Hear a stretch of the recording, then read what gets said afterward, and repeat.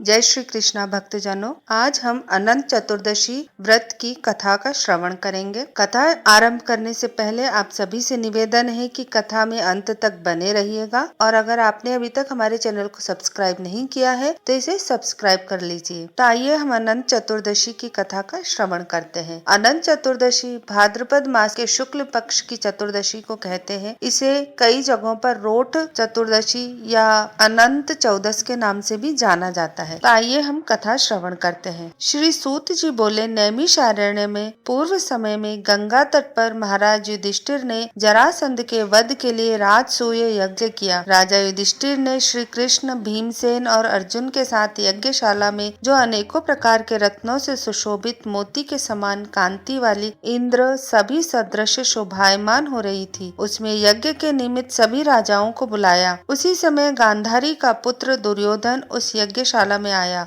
दुर्योधन वहां सूखे आंगन को जल से भरा देख वस्त्रों को उठाकर धीरे धीरे चला। उसे देख द्रौपदी आदि स्त्रियां हंसी और आगे जल के स्थान को सूखा समझकर दुर्योधन चलते हुए जल में गिरा। उस समय संपूर्ण तपस्वी राजा तथा द्रौपदी आदि स्त्रियों ने दुर्योधन का उपहास किया। यह देख दुर्योधन अत्यंत क्रोधित हुआ और अपने मामा के साथ हस्तिनापुर चला गया। उस समय शकुनी ने दुर्योधन से मधुर वचन में कहा, हे राजन, आप अपने क्रोध को अपने कार्य के लिए छोड़ दें, क्योंकि जुआ खेलने से आप सारे राज्य को पा सकते हैं। हे राजेंद्र, यज्ञ मंडप को चलने के लिए उठिए। ऐसा ही हो कहकर दुर्योधन यज्ञ मंडप में आए। इतने में सभी राजा यज्ञ समाप्त कर अपने अपने देश को चले गए। उसके पश्चात राजा दुर्योधन ने हस्तिनापुर में आकर युधिष्ठिर, भीम, अर्जुन आदि पांडु पुत्रों को बुलाकर जुआ खेलना आरंभ किया। कपट से उनके राज्य को स्वयं हड़प लिया और निरापराधी पांडवों को जीत कर वन में भेज दिया। जब पांडव वन वन घूमने लगे, यह समाचार सुनकर भगवान श्री कृष्ण पांडवों को देखने की इच्छा करके उनके पास वन में पहुँचे। श्री सूत जी बोले, हे ऋषियों, वन में रहने पर दुख से दुर्बल पांडव जगदीश्वर कृष्ण को देख उन्हें प्रणाम करने लगे। युधिष्ठिर बोले, हे जगदीश्वर, परिवार सहित मैं बहुत दुखी हूँ। इस दुख के सागर से मुक्ति का उपाय बतलाइए।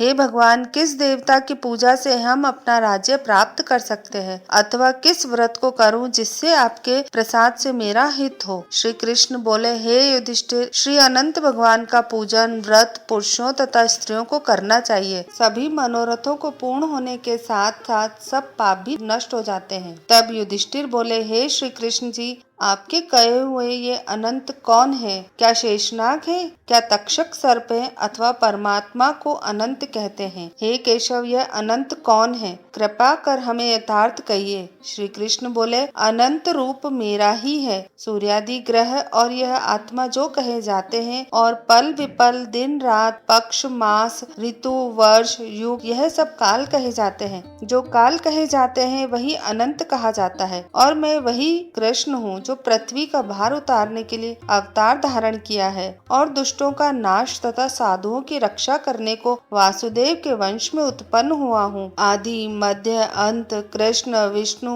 हरि, शिव, बैकुंठ, सूर्य, चंद्र और सर्वव्यापी ईश्वर तथा सृष्टि जो नाश करने वाले विश्व रूप, महाकाल इत्यादि रूपों को मैंने अर्जुन के ज्ञान के लिए दिखलाया था। योगियों के ध्यान करने योग्य और संसार रूप अनंत, जिसमें चतुर्दश इंद्र है, अष्टावसु है, 12 सूर्य, 11 रुद्र और नारद आदि 7 ऋषि तथा समुद्र, विंध्याचल आदि पर्वत, गंगा आदि तथा वृक्ष और नक्षत्र एवं दशो दिशा, भूमि, पाताल, भूलोक, भुव इत्यादि लोक है। हे युधिष्ठिर, यह सब मैं ही हूँ, इसमें कोई संदेह नहीं है। युधिष्ठिर बोले, हे विद्वर, अब आप अनंत व्रत का महात्म्य और विधि कहिए तथा अनंत व्रत का अनुष्ठान करने वाले प्राणी को क्या करना चाहिए और उसका क्या फल मिलता है सो कहिए। मैं यह जानना चाहता हूँ। पूर्व काल में यह अनंत व्रत किसने किया और मृत्यु लोक में किसने प्रकाशित किया, यह सब विस्तार से कहिए। तब श्री कृष्ण जी बोले, हे युधिष्ठिर, पहले सतयुग में एक सुमंत नाम का ब्राह्मण था। उसने वशिष्ठ गोत्र में उत्पन्न भृगु की सुंदर कन्या दीक्षा को वेदोक्त विधि से विवाह किया।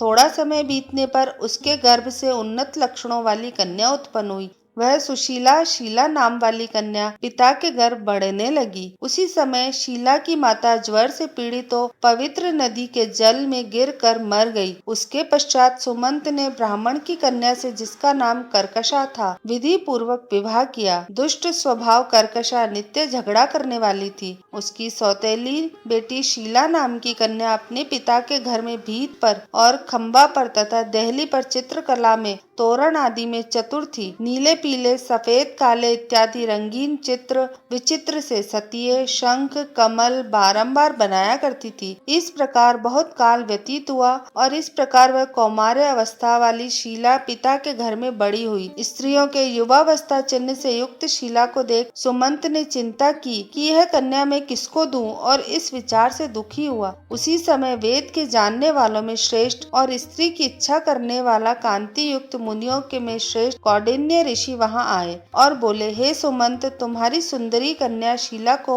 मैं वरण करना चाहता हूँ। तब सुमंत ने कहा, दिन में श्रेष्ठ मुनि एक धर्म पुरुष कौंडिन्य नामक ऋषि से कन्या का विवाह कर दिया। श्री कृष्ण जी बोले, हे युधिष्ठिर, गृहस्थ सूत्र की कही हुई विधि से विवाह किया। उस समय मांगलिक कार्य किए गए तथा स्त्रियों ने मंगल गान किया। ब्राह्मणों ने स्वस्ति वाचन तथा बंदी जनों ने तुम्हारी जय हो घोष किया। यह विवाह कर्म संपन्न होने पर ब्राह्मण ने अपनी पत्नी कर्कशा से सुमंत बोले, हे प्रिय, दामाद को संतोष के लिए कुछ दहेज देना उचित है। ऐसे वचन सुनकर कर्कशा ने क्रुद्ध हो अपने घर के संपूर्ण पदार्थों को एकत्र कर उन्हें पेटी में बंद कर अपने पिता के घर जाने को कहा और भोजन से बचे हुए पदार्थ मार्ग में भोजन के लिए रख लिए। सुमंत बोला, घर में धनादि कुछ भी नहीं है, जो हो देख लो। हे युधिष्ठिर, ऐसे वचनों को सुन वह सुमंत महादुखी हुआ। विवाह के पश्चात कौंडिन्य ऋषि अपनी पत्नी शीला को रथ में बिठा कर वहां से धीरे धीरे चले। मार्ग में पुण्य रूपा यमुना नदी को देख उसके किनारे रथ खड़ा कर नित्य कर्म करने को चल दिए। दोपहर को भोजन के समय उसी यमुना तट पर उतर शीला ने लाल वस्त्र पहने हुए बहुत सी स्त्रियों को देखा, जो अनंत चतुर्दशी में भक्ति पूर्वक जनार्दन भगवान की पूजा कर रही थी। उन स्त्रियों के समीप जाकर धीरे से शीला ने पूछा, हे भार्याओं, कृपया कर मुझसे कहो कि यह आप किसका व्रत कर रही हो और इस व्रत का क्या नाम है। शीलवती सुशीला के ऐसे वचन सुनकर संपूर्ण स्त्रियां बोली, हे शीला, इसका नाम अनंत व्रत है। इस व्रत के अनंत देव की पूजा की जाती है। यह वचन सुन शीला बोली, मैं भी इस उत्तम व्रत को करूंगी और स्त्रियों से पूछा, इस व्रत का क्या विधान है और इसमें क्या दानादि होगा तथा किस देवता की पूजा होती है। यह वचन सुनकर स्त्रियां बोली, हे शीला, अच्छे अन्न का एक सेर मालपुआ बनवावे, जिसमें से आधा भाग ब्राह्मण को दक्षिणा दे, किसी नदी के किनारे अनंत का पूजन करे, कुशा का शेषनाग बनाकर बांस की टोकरी में स्थापित करे, फिर उस शेष का आवाहन प्राण प्रतिष्ठा करके स्नान करावे, वेदी पर चंदन पुष्प धूप दीप और बहुत प्रकार के नैवेद्य अनेकों प्रकार के पकवानों से उनकी पूजा करें। उस शेष के आगे कुमकुम से रंग उसमें 14 गांठ लगाकर उस डोरे का पूजन कर पुरुष को अपने दाएं हाथ में और स्त्री को अपने बाएं हाथ में बांधते समय यह मंत्र पढ़े, हे वासुदेव, इस संसार रूपी सागर में डूबते हुए मेरा उद्धार करें। ऐसा श्री अनंत सूत्र है, उसके लिए मेरा नमस्कार है। तदंतर सूत्र को हाथ में बांधकर अनंत की इस कथा को सुने और संसार रूपी नारायण अनंत का ध्यान करें। हे शीला, इस प्रकार हमने तुमसे इस व्रत का विधान कहा। श्री कृष्ण जी बोले, हे युधिष्ठिर, उस शीला ने स्त्रियों के ऐसे वचन सुन अति आनंद को प्राप्त हो हाथ में 14 ग्रंथि युक्त डोरा बांधकर इस व्रत को किया। मार्ग के अर्थ में जो भोजन दिया गया था आधा ब्राह्मण को खिलाया, शेष आप दोनों भोजन कर आनंद से पति के साथ बैलगाड़ी में बैठकर घर गई। उस समय शीला को व्रत का प्रभाव मालूम हुआ। अब अनंत व्रत करने से गौ धन और लक्ष्मी से उसका घर परिपूर्ण हो गया। अतिथि के सत्कार में शीला सदा लगी रहती थी और माणिक्य स्वर्ण मोतियों के हारों से सुसज्जित हो गई।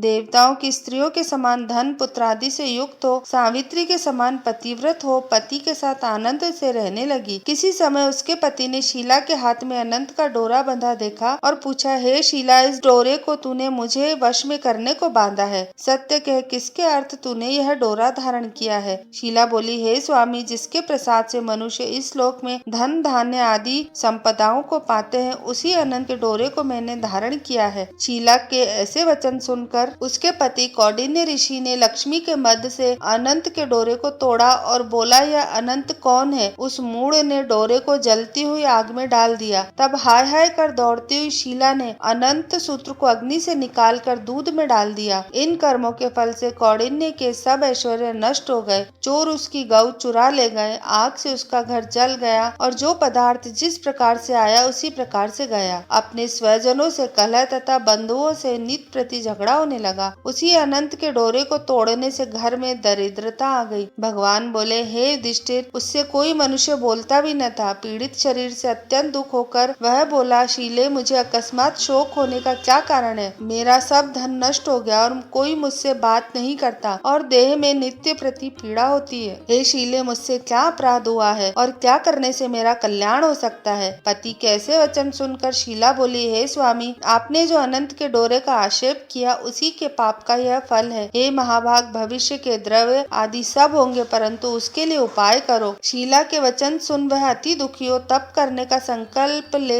वन में जा आयु लक्षित करके तप का विचार करने लगा कि ऐसे जगदीश्वर अनंत का दर्शन जिसकी प्रसन्नता से द्रव्यादि पदार्थ मिलते हैं और उसके हस्तक्षेप से सब पाप नष्ट हो जाते हैं, कहाँ पर मिलेंगे। धनादि पदार्थ होने के सुख तथा दुख से यह विचार करता हुआ वह निर्जन वन में घूमने लगा। वहाँ उसने फलों से संपन्न वृक्ष देखा जिसमें कीड़े पड़ गए। यह देख कौंडिन्य ने वृक्ष से पूछा, तूने किसी स्थान में अनंत देव को देखा है? हे सज्जन, देखा हो तो मुझे बताओ, क्योंकि उन्हें न देखने से मेरे चित्त में बड़ा दुख हो रहा है। यह सुन वृक्ष ने कहा, हे कौंडिन्य, मैंने अनंत को कहीं नहीं देखा। ऐसा उत्तर सुनकर कौंडिन्य ऋषि महादुखी होकर आगे को चले। श्री कृष्ण जी बोले, हे युधिष्ठिर, अनंत के दर्शन की लालसा करते हुए ऋषि ने वन में इधर उधर घूमते हुए बछड़ों सहित गौ को देखकर उसने गाय से पूछा, हे धेनु, तूने अनंत को देखा हो तो बता। यह सुन गाय ने कहा, हे द्विज, मैं अनंत को नहीं जानती हूँ। आगे चलकर एक बैल को देखा। ऋषि ने उससे भी पूछा, हे गौर स्वामिन, तूने अनंत को देखा है? बैल बोला, मैंने अनंत को नहीं देखा। तब कौंडिन्य ऋषि ने आगे चलकर दो पुष्पकर्णियों को देखा जिनके कल्लोल से परस्पर लहरें मिल रही हैं और कमल कुमुदिनी बहुत प्रकार से शोभा दे रही है तथा भ्रमर, हंस, चकवा तथा सारस, बगुला आदि जाति के पक्षी क्रीड़ा कर रहे हैं। उस कौंडिन्य ने पुष्पकर्णियों से पूछा, तुम दोनों ने अनंत को देखा है? यह सुन पुष्पकर्णियों ने उत्तर दिया, हे द्विज, हमने अनंत को नहीं देखा। आगे चल उसने गधा तथा हाथी को देखकर उनसे पूछा, तुमने अनंत को देखा है? उनसे भी संतोषजनक उत्तर न मिलने पर उसकी आशा नष्ट हो जाने से वह वन में बैठ गया। हे युधिष्ठिर, कौंडिन्य जीवन की आशा छोड़कर विहल हो बहुत गर्म श्वास छोड़ता हुआ पृथ्वी पर गिर पड़ा। थोड़े समय के सावधान होने पर, हे अनंत, ऐसा कहते हुए कौंडिन्य ने उठकर संकल्प किया कि प्राणों को छोड़ दूंगा। हे युधिष्ठिर, तब वृक्ष पर मरने के लिए फांसी डाली थी, तभी अनंत जी प्रत्यक्ष होकर आ गए। ब्राह्मण का रूप धारण किया अनंत ने कहा, हे द्विज, इधर आओ, और उसका दाहिना हाथ पकड़कर पर्वत की गुफा में चले गए। वहाँ सुंदर स्त्री पुरुषों युक्त उस ऋषि को अपनी पुरी को दिखाया। वहाँ पर एक दिव्य सिंहासन पर बैठकर शंख, चक्र, गदा, पद्म और गरुड़ सहित विश्व रूप अपनी विभूतियों के भेदों से अधिक तेज और कौस्तुभी मणि सहित वनमाला धारण किए हुए थे। उन देवताओं के देव जो किसी से न पराजित होने वाले हैं, उन विश्व रूप को कौंडिन्य ऋषि देखकर उनकी स्तुति करने लगे। हे पुंडरीकाक्ष, मैं पापी हूँ, पाप कर्म करने वाला पापात्मा हूँ, मैं पाप से उत्पन्न हूँ, आप मेरी रक्षा करें और मेरे पापों को हरे। हे जगदीश्वर, आज मेरा जीवन तथा जन्म दोनों धन्य है। तुम्हारे चरण कमलों पर मेरा मस्तक भ्रमर के समान स्पर्श कर रहा है। कौंडिन्य ऋषि के वचन सुनकर अनंत देव मधुर वाणी से बोले, हे कौंडिन्य, तुम निर्भय होकर अपने मन की बात मुझसे कहो। तब कौंडिन्य बोले, मैंने अपनी संपत्ति के घमंड में आकर अनंत का डोरा तोड़कर उसकी निंदा की, जिससे मेरी सब संपदा नष्ट हो गई। स्वजनों से नित्य झगड़ा होता है और मुझसे कोई बात भी नहीं करता। महादुखी होकर तुम्हारे दर्शन के लिए आया हूँ। अनंत भगवान की कृपा से दया पूर्वक आपने मुझे दर्शन दिया। मैंने जो पाप किया है, कृपया उसकी शांति का उपाय मुझे बतलाइए। श्री कृष्ण जी बोले, हे युधिष्ठिर, भक्ति से संतुष्ट होकर अनंत देव क्यों न देवे। अनंत भगवान बोले, हे कौंडिन्य, विलंब मत कर, अपने घर को जाओ और 14